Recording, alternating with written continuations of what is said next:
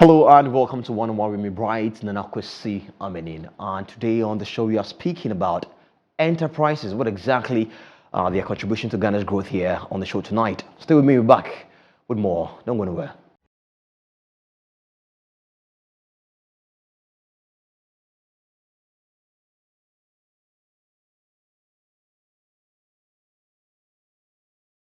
Welcome back. And my guest on the show this evening is KOSI Yankee. Oh yeah, I'll find it correct. And she is the CEO of Ghana Enterprises Agency here in the country. Good evening to you, man. Welcome to the show. Good evening, and thanks for having me. Great to have you, anyways.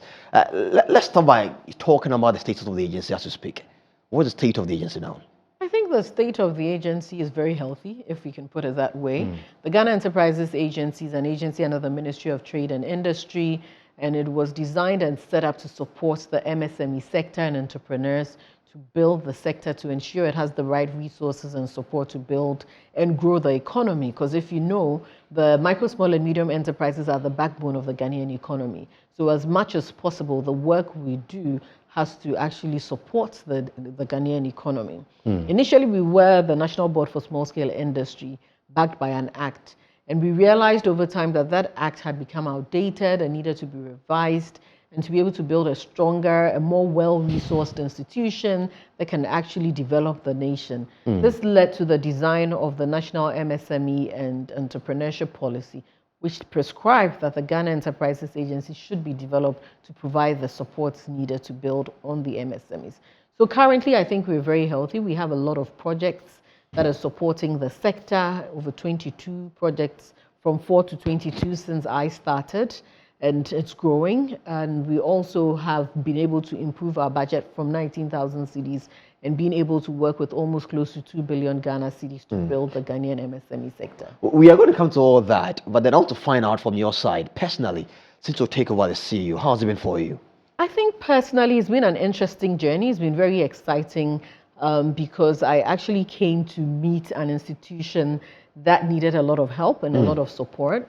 I saw an institution that had the potential to transform the MSME economy and transform Ghana's economy as well. And so it was really exciting. So I saw the challenge as very welcoming. I took that upon myself and personally decided that whatever it takes to transform this institution, I was going to make it happen. And it's very interesting because my paper whilst I was in university at Harvard was centered on this institution, which was then the National Board for Small Scale Industries, and how you can actually utilize that to transform a nation, building on women entrepreneurship. And so it kind of fit really within what I had a personal interest in to support in Ghana's growth. You speak of challenges before you came in. Tell me some of the challenges and how you've been able to fix them. Sure. I think one of the major challenges was human resource. And so coming into an institution that had less human resource than you actually needed, and also having to build the capacity of the human resource that you had. And we're able to do that by speaking to various partners and saying, hey, we have human resource, times have changed, the way business is done has changed, how do you assist us and support us to build their capacity? And so we had partners come in with new ideas, such as JICA, came in to help us build the capacity of our staff. We also had BUSAC fund at that time, also give us some support to build our human resource. We also realized that for us, one of the challenges was institutional strengthening. And so I'd come to meet an institution that needed that support to be able to transform it to what it was, something that everybody thought did not exist anymore, into something that was visual, that was visible, that had resources to build on that. And so that led to the transformation. And so one of the challenges was that Ghana did not have a national MSME policy when I took up that position. But working very closely with the Ministry of Trade and Industry, we designed a national MSME and entrepreneurship policy, which then backed this new institution and also gave a clear direction as to how to build MSMEs in this nation, focusing on local economic development, focusing on productivity improvements in ways we haven't seen before in this nation. And I think it really propelled a change that we hadn't paid attention to. That also came to a challenge of how do we have resources to do the work we had. And it was one of the major things we had to pay close attention to as to where do you get resources. So you're looking at financial, technical resources, a whole lot of resources. And like I mentioned, I came in and I realized that the budget was about 19,000 Ghana cedis. What do you do when you have over 200 officers, you have over 300 to 400 staff, you have all these Ghanaian MSMEs to support? What do you do? And so we went on a massive strategic development planning session, which allowed us to plan where we wanted to see MSMEs, which allowed us to then go to various partners and say, hey, how do you assist and support us? And even go to government and say, this is the plan that we have. This is the president's vision to support MSMEs and build entrepreneurship. And based on that vision, this is our strategic plan. So how then do you give us support to do that? Fortunately for us, we were able to raise the funds. And as I mentioned, we were able to raise almost close to 2 billion Ghana cedis to really assist and support MSMEs in this nation, and transforming and moving from supporting fewer numbers to over 640,000 individuals and businesses within the past 5 years. And after doing all these, then COVID-19 struck. How have you been managing it since then? I think COVID-19 struck at a very interesting time. It struck at a time when we were at a crossroads ourselves, which was we're trying to go through a transformation. So how do you do it? But it struck at a time when we were ready. And so the first thing we did when we heard about COVID-19 as an institution was to get our team together and say, what do you do when COVID happens? Who's going to suffer the most? The first people are your MSMEs and entrepreneurs, especially when you look at your space, right? And so how are we going to do that? We designed an intervention, right? And the president was very emphatic and bold in his ambition for how we were going to support MSME development, and said we're going to provide funding in ways we've never seen before. Tell me about it. I mean, how many African countries actually provided funding from their president's vision to support MSMEs? Unprecedented. First time in the nation's history, from a 19,000 cedi budget to having almost close to 600 million Ghana cedis, at that time almost $150 million pumped into MSMEs in the nation. It's unprecedented. It had never happened before, and it happened. It hadn't happened in many African countries, and it still hasn't happened in a lot of African countries. But there was a direct and intentional focus to do that, because we knew if we could hold them steady, then we could protect them for a while whilst we went through this patch of challenges. I mean, amazing work there. But then one asks, we still had calls from some small companies coming in saying that, hey, I was not able to receive the money. What really went wrong at the time? Nothing went wrong. If you look at it from a negative point, then you ask that question. But if you look at it from having 900,000 people apply for your funding, and you realize that you're giving 300,000, and if you look at it again from when you did economics in school, and it says you always have limited resources, but a lot of demand, right? So if you look at it from those categories, and clearly not everybody is going to get it. It's like you have 100 people apply for jobs here. Do they all get it? It doesn't work like that. Yeah, it doesn't work like that. That's life, right? So I've also been here downstairs in a program where about 60% of the people in the room downstairs said, I got it. I got it. So yes, people didn't get it. They didn't get it for many reasons, right? We can list all the reasons. And some people didn't get it because we also didn't have enough resources. And that's life. And that's why we continue to engage. And that's why as an institution, we continue to come up with new programs and new ideas and come up with new support, because we know that there's some people who are disadvantaged. So how do we continuously support them? I believe definitely might have had a conversation with these SMEs before, giving them the monies that were allocated to your outfit and all that. Now, speaking to them, I mean, tell me, what one thing would you say that was running through all the conversation? What mindset did they come on board with? I think for a lot of the MSMEs at that time when we were looking at COVID, and even at this time, was how do I sustain my business? You know, and I always use this analogy when I'm talking about this COVID impacts in MSMEs, and I say it's like you have fire in your house, right? Your house is burning. The first thing you want to do is to make sure that the fire is doused, right? The first thing you do not want to do is to expand the house, right? So at that time, everybody was trying to figure out how do we, make sure that we are able to take this fire out. And so that's what the funds were for. It was supposed to hold them steady. And people were looking for that fund to hold steady. How do I pay my staff? How do I pay my rent? Where do I get the support from? How do I build, and ensure that I'm sustaining so that in the future I can expand? And that was running through everybody's mind. And that helped us to design the intervention. And I think the other thing was people were wondering, how were you going to reach other people in, let's say, Damongo or Yendi, right? Yeah, I think that might be because of our connectivity problems and all that. Exactly. So that's why we decided to use a technology platform, right, to allow us to reach people who we would necessarily not have met or seen or been able to apply if technology did not exist. And because we were able to do that, we had so many people apply and gain access to something they never would have gotten access to. Is it still in session? Is it still working? I think that we've moved on various levels. We're even looking at how to restructure a new program, not restructure, actually structure a new program. How do we come up with new MSME funds to support the MSME sector? We have new interventions, which is the Ghana Economic Transformation Program, the COVID response grants we started last year.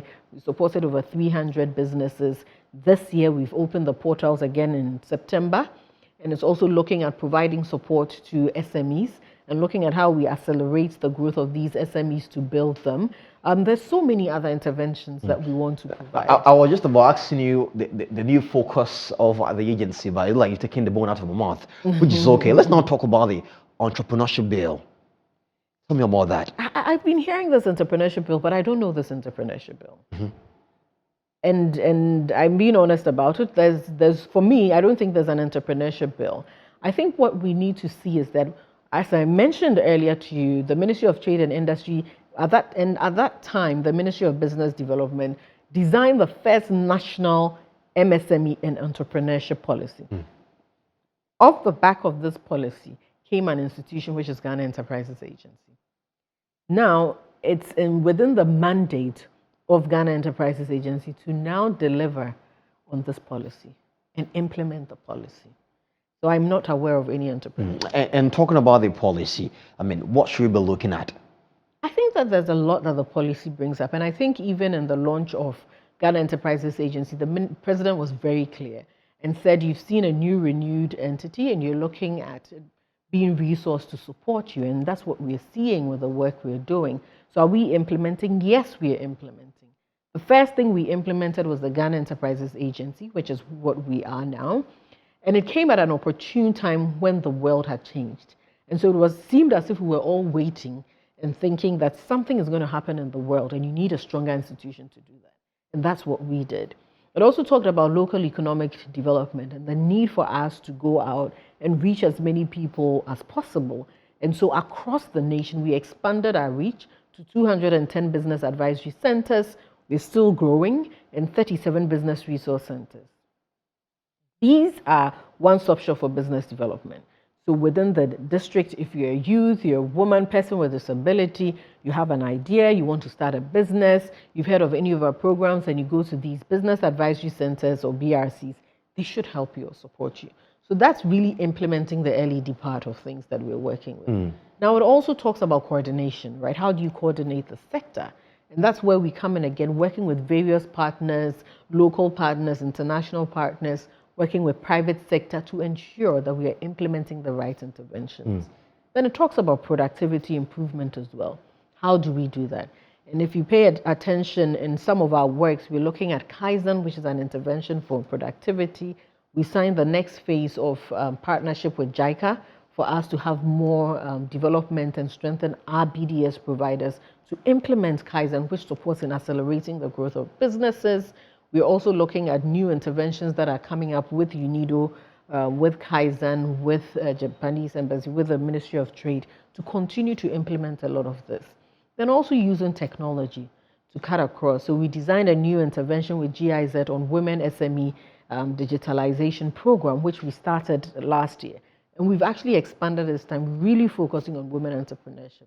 Because technology and digitalization is what will create market access for a lot of these businesses and also creates the opportunity for access to finance. So a lot of the work we're doing is really building on this policy and trying to implement it. And I like the fact that there's a bit of focus on women out there. I mean, yeah, so many times that we get people say that I'm struggling to get funds. How do I even fund my SME and all that? Now, what's the best option when it comes to funding of SMEs? I think for MSMEs, there are different options. I tell people that around the world, I've had the opportunity to study other countries because of my passion for this sector. And if you pay attention to it, there are different ways of funding MSMEs or entrepreneurs. One, you have your family and friends, which is what everybody in every nation, your first point of contact is if your family or your friends. But not everybody has that support. Yes, so that's the first point of contact, but you don't always have it. Because imagine today you come up with an idea and you come and you tell me that I just have this great idea, right? Not me as a government person, but you come to me as a bank. You don't have your documents, you don't have anything. Maybe I'll be a bit hesitant, but your family is one of the first people who's, okay, let me give you a try. Could be 100 cities or 200 cities, right? People assume that your first one should be $1 million, but maybe not, right? So as much as possible, people provide different things. It could be a location for it. It could be a computer, half repaired computer. It could be something, right? Don't despise small beginnings, is what I'll say. But family and friends is one of them. Then you can also really look at the banking sector, which is going to banks or financial institutions. You also have all these private equity funds. When you advance to another stage, they're angel investors. You also have access to the alternative stock exchange now that is looking at those who can't really just get on the stock exchange. So there are different ways. And there's also an important component, which is government, and that's the role we've been playing. Like I mentioned to you, unprecedented the way we've been able to support MSMEs in this nation. When CAP happened, if you look at our data and statistics, it shows you that for the first time in this nation's history, through the President's vision and intervention, through the Ghana Enterprises Agency, women were able to access funding more than they've ever accessed in this country. Is it because you're leading the chart? No, it's not because I'm leading it. So what really is making it work for women? We gave opportunity. We use technology. We allow them the space to be able to also apply, right? And we also decided to look at the informal and formal sector. Because you have the strong informal sector, which is mostly made up of women. And for the first time, we had leadership. The president was very adamant about it from day one, that you cannot cut off your informal sector. You need to pay attention to them.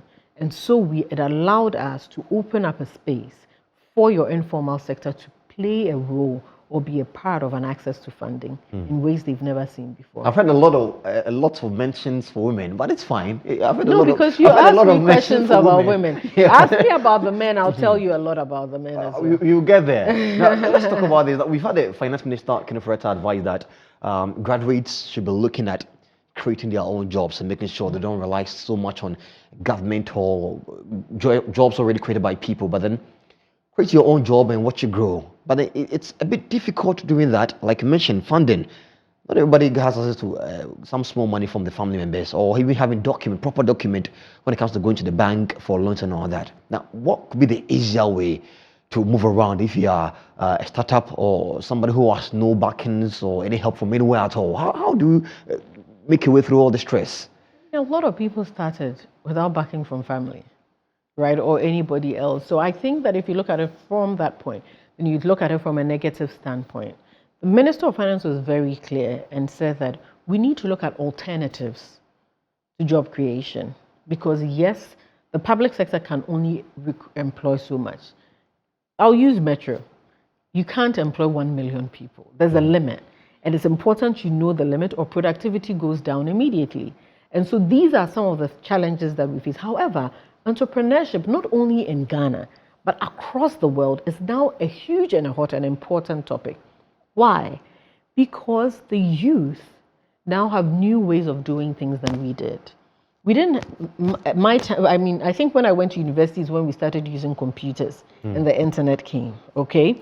So they had access to computers, they have access to so much. They can do so much with technology, more than we ever did. And more, if you see the unicorns that are being built across the world, it's the youth, those who have access to that. So I don't think anyone is wrong in saying that the youth should look and take advantage of it. And it doesn't take much now, especially when you use technology to design a business or come up with a business plan or work. So I think that there's the technology aspect of it. I think it's also important for us to know that that's why government is also putting in place opportunities for people to benefit from support. So that if your family or friend doesn't have that support, you can rely on maybe government, you can rely on development partners. There's so many competitions around the world. When I was an entrepreneur myself, I call myself an entrepreneur. I applied for a competition in Netherlands and I won, right? I mean, there's so many different things. I was part of the top 5 women who were selected for that Women in Business Challenge. So the point is that there's a lot of opportunity and there's a lot of information. You don't need money now to succeed at it. Money is important, but you also need to put in place the right system. You need to have an idea. You need to do a whole lot to be able to build on that. All right, it looks like the time is like really on a fast run. But then I hope that when we come back from this break, we get more to talk about what exactly it means for them when it comes to PPP, what government is so much interested in, the public-private partnership. I'm still here with KOSI Yankee. She's the CEO for Ghana Enterprise Agency. Stay with us. We're back.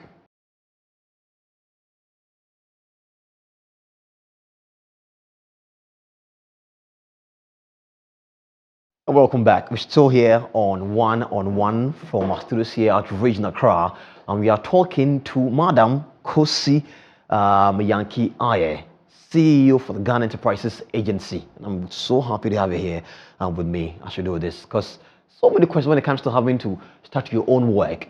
We've been asked by government to create our own jobs, but how do we do this? She's here to answer all these questions. Let's now talk about the public-private partnership, PPP. How have you been dealing with that? I think that the public-private partnership is actually above the work that I do. It's more a government, Ministry of Finance, or looking at the broader ministry focus. But what we do with private sector is that as much as we do our work, we need to bring on board the private sector, because a lot of the work we do impact private sector. And so a lot of that ensures that the private sector is able to also deliver, is able to implement, and that's where we play a role, really, in terms of supporting private sector to be successful and working with them to build a nation. Let's not talk about, let's start with NABCO. I want to talk about that. I mean, government helping to create jobs for young people out there to carry on the experience onto their next job sites and all that. Now, NABCO is over. USTART is coming in. Tell me about USTART. I think Youth Start is a beautiful intervention of supporting the youth to start, hence Youth Start, right?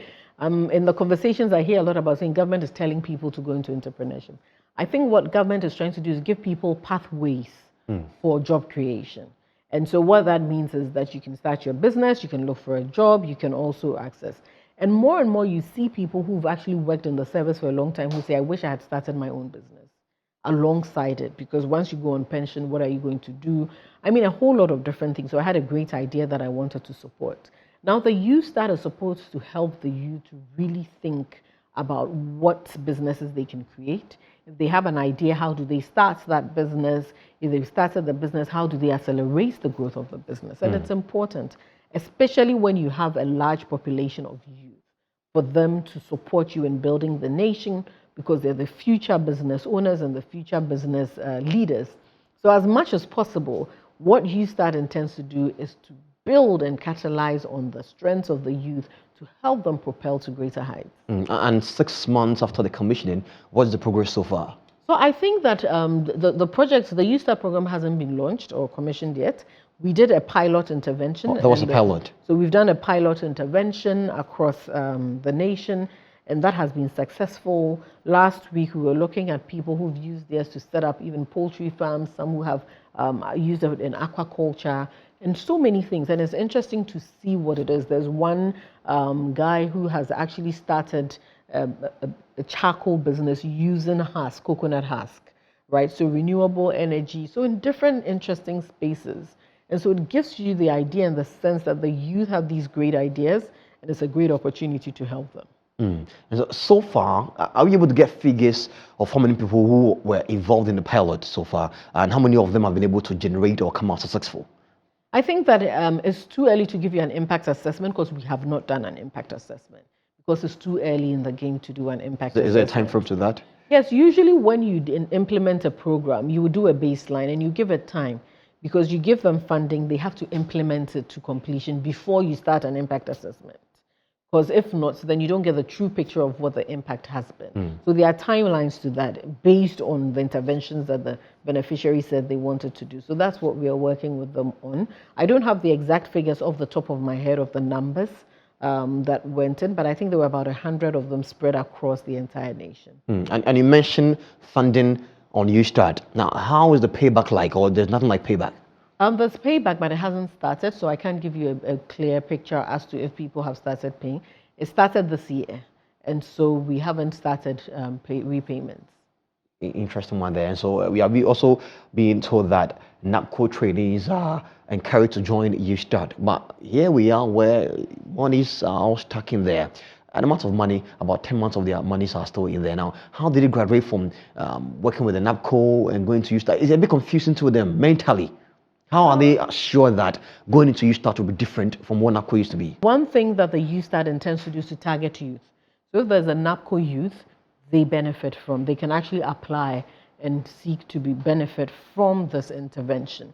Now, it's also important to know that it is not a salaried, YouStart is not a salary job. So you can't compare YouStart and NAPCO arrears of what they're getting. It's also important to note that the NAPCO was, for me, an interesting and a successful intervention. If you look at those who came to work at Ghana Enterprises Agency, those we employed. You employed some of them. Congratulations to you. Right. So we employed some of them. Congratulations. Yeah. Some of the SMEs that we work with also employed some of them because we put them in some of these businesses. And so they also employed some of them. They should be smiling. And so, yes, and they're smiling. There was one in my office who I employed as well and is now in, I think, Hilo Krobo in our business advisory center. So he's benefited, not only him, but quite a number of them. Some of them were retained under other projects in my office as well, in the YouStart and in the, what is it called, the MasterCard Foundation call centers to support the work they're doing. So I know that the ones we worked with, yes, some might not have gotten full-time employments from us, but a number of them got some full-time employments from us. And I know other agencies as well. And I know we also train some of them in entrepreneurship. And so some have gone on to start their business. And I think it's interesting because I know people who've come through the service at Ghana Enterprises Agency and have started their businesses and they're very successful. And so it's a brilliant idea if people want to go into entrepreneurship. And I think it's an opportunity for people to do that. I will take that rather than stay at home or go hungry personally. And so I think everybody has the right to choose what they would want to do. But it's use that as a brilliant intervention and people must take advantage of it. How do I get signed on to YouStart? How do I think we would launch the link for that to happen relatively soon. I mentioned to you we did the pilot to make sure that we were crossing the T's and dotting the I's to make sure that the intervention actually runs smoothly. So once it happens, one of the things we always do is to do district sensitization so that every part of this nation gets access to information to be able to apply. I want to ask this question. Would you say that the Ghanaian youth finds it more relaxing and comfortable to be working for another person than creating what is theirs? I don't know. I think that it depends on the person. I think there are those who are very enthusiastic and want to start their businesses. There are some people who naturally can never be able to start their own business and might work for other people. So I think it's a personal thing. I think more and more across the world, there's the need to encourage people to go into entrepreneurship. So there's a program at even MIT, one of the world's best universities, where they call the Regional Entrepreneurship and Acceleration Program. And people come from all over the world to this program to figure out how to create entrepreneurship programs for their countries. And so you have people coming from Saudi Arabia, you have people coming from even Canada, even within the US, Nigeria, so many countries, right, who go there to figure out how do we design entrepreneurship programs to support the youth within our nation. And it's a brilliant idea. I'm here with Madam Yankee Aye, who is CEO for the Ghana Enterprise Agency. We've been talking about anything employment in the country, from the public, private partnership PPP, which government is so eager to ensure that it works for every single sector in the country, and making sure that the youth out there are also coming out from school well prepared and ready to take on jobs and execute it properly as they're supposed to. I'm so grateful for coming with us today on the show. One here with me on Metro TV. I am Bright Nana KOSI Yankeey. Have a good evening.